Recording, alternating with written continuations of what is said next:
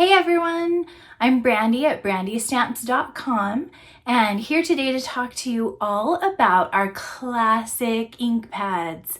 These are exactly what you're looking for to ink up your stamps and create beautiful projects in every different color that Stampin' Up! Offers. So I'm really excited to get started. Let's go! Here is one of our classic ink pads. It's just about this size, about the palm of my hand size, really easy to manage and handle. You just flip up this case and slide this back into place, which gives it a really stable stamping surface. I've got a nice big inky space here that is actually big enough to ink almost every one of our stamps. You'll just give it a tap, tap, tap, and come over to a project to get a perfect image every single time. And the very best part is these ink pads come in a huge array of colors. We always update these color assortments too. Every few years infuse a few new colors to keep up with the trends. This one that I'm using here is called Magenta Madness. Look at how perfectly it matches the Magenta Madness paper. We have coordinating colors in everything, so you can get Stampin' blends, you can get markers, you can get different kinds of ribbon and buttons that are all this Magenta Madness color, which is why, of course, you need the Stampin' Up! Ink pads. Something important to know here is that you have to use a tap, tap, tap motion to ink up your stamp. If you squish harder down into this ink pad, it's really foamy and it's soft. And so if you push hard and push and push and push when you're inking, that's great and it'll still make a good image. But look at all of this ink that I got onto my block all around that edge. It's just a mess, and that'll always get your hands really inky. And so to do it the right way, tap, tap, tap. So let's take a closer look at exactly what features this ink pad offers. So first of all, the case is nice and flat here, so it sits on a surface easily. It doesn't tilt around or wobble. It's got these 4 little divots, and then every single ink pad has that, plus you have the little feet. So there are these little bumps on the bottom in all 4 corners.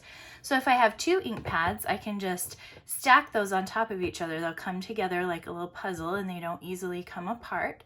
So now I have a stack of ink pads, and of course you could go higher and higher with this to keep them handy in a craft area. We also sell some Stampin' organization tools that will help you organize a larger number of ink pads and give you slots to keep everything in. So be sure to check out those items as well. All right, so this ink pad flips open using a little tab right here in the front. It almost looks like a makeup compact. So I'm just going to put my thumb there and lift. That's all it is. I'm just going to lift that up. There's a little bit of resistance because this, of course, we want it sealed up when we're not using it so that this ink pad doesn't dry out. But when you are ready to use it, just put your thumb right there and lift. Now you'll come all the way back, and you can use it this way. This is going to give you a little bit of instability. But in some cases, you may want to be able to use it in this way. And then also right here, you sort of have a little ink tray where you can put a few drops of re-inker for watercoloring projects. Or let me show you this little trick. If the ink pad is closed, you can give it a really tight squeeze. And then when you open, you'll see you've got some ink right there that you can work with. You can grab that with a blender pen or any kind of a watercolor brush and use the ink that way as well. And then you don't even have to clean that up in between. I usually just leave it right there in my lid. When you slide it over here into place, it does snap into place, which gives it a lot of nice support. And then you probably already noticed that this ink pad, the way it's set up, let's see, I'll show you closing. I'm going to grab that little lip, pull, and flip. But when it's closed, it's actually storing this ink pad upside down, which is super smart because now gravity is going to pull all of the inkiest part to the top of my ink pad, and it's the inkiest possible situation for next time I pull this out to color. Okay, so let's look at an ink pad that I have just received. So this is a brand new one from Stampin' Up! Still in the package. What are you going to do with this? So let's start by taking off the plastic. There's just a little shrink wrap on here. You can easily pull that away. And then you'll see here on the back of the pad is a little sticker sheet. I've got 5 different stickers and it's listing the colors in all different languages. Plus there's a plain colored one. This is our soft suede. It's like a nice medium brown color. So let's place our stickers first of all. Let's jump over here. This is actually meant to be lifted. You can see this little sign on the corner is showing me where to lift this sticker right off. We don't want this on there in the future. We want that nice plain surface on the back. So let's use the stickers we want from here. I speak English, so I'll grab this very first one, soft suede, and I'll come right here to the front. You can see my little lip where I will open this from. There's a plain white strip below, and that is where I'm going to stick my first sticker. So now when I've got these in a stack, I can easily see what colors are here, okay? I also like to put one on the back edge. I don't know if everyone does this, but I think it is nice just for if I happen to have my ink pad sitting open on a table or it happens to be sitting on a shelf the opposite way. Maybe it doesn't read in English, but I can still see from the color that this is soft suede. So you can pick whichever language you feel like. I usually pick the one that looks most like soft suede, so I can see the word suede there, and that's why I chose that one. The third sticker I'm going to add is on the inside. So you'll notice when these ink pads are new, they are quite stiff. After you've opened and closed this a few times, it'll settle down a little bit. So let's close this right up. Right in the front here in front of my new ink pad is just a little kind of a trough. And that's where I'm going to put my plain colored sticker. So I pull that off the sheet, and then I usually start by setting one corner down and using my pinky. You could use a little eraser point or scissors if your finger doesn't quite fit down in there. But that's it. Now that I have those 3 stickers in place, this little guy is ready to use for years and years to come, because once this ink pad gets a little bit dry, you don't need to get a new one.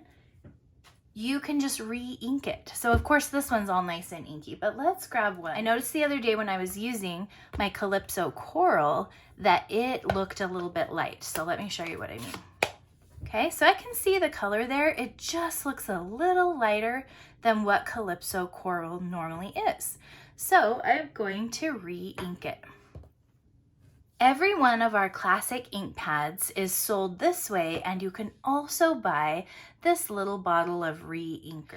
And I recommend every time you order a new ink pad, just buy the re-inker too. You're not going to need this for a little while, but the day you need it, you really need it. So it's kind of a bummer to have to go online and order it that day.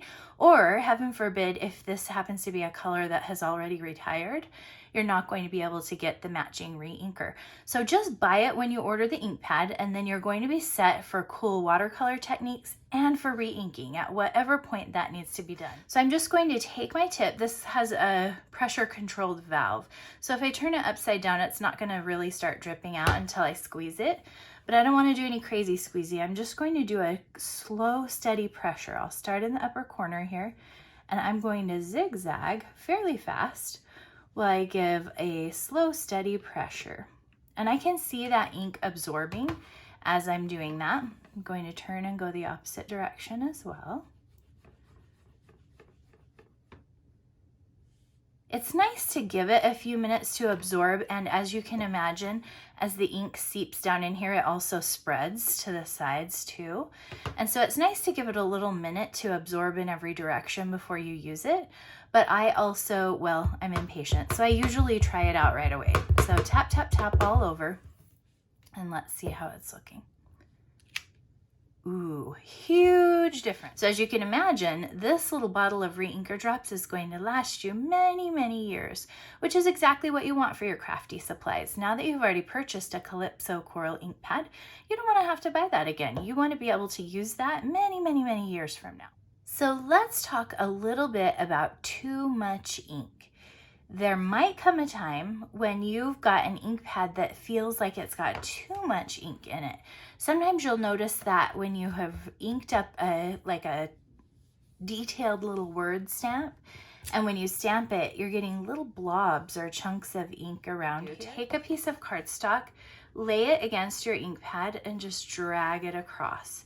Just give it a simple little pressure and see how I got a lip of ink coming off of there. And then you can just drop all of this right into your garbage can. Okay, so now let's try this stamp again. Tap, tap. Okay. One other thing you can do, if you feel like there's quite a bit of ink at the surface, but you don't necessarily want to remove it, you just want to make it sink down in quicker, you can just grab a regular kitchen spoon and kind of press on the ink pad surface and work the ink down in. So you're not necessarily removing any ink, you're just pressing it deeper down into the pad. And this can be especially helpful if you're using some of our really detailed stamps, like the distinctive line that has such deep depth and detail to it. If you're not getting the detail you want, you can press the ink down in like that and help.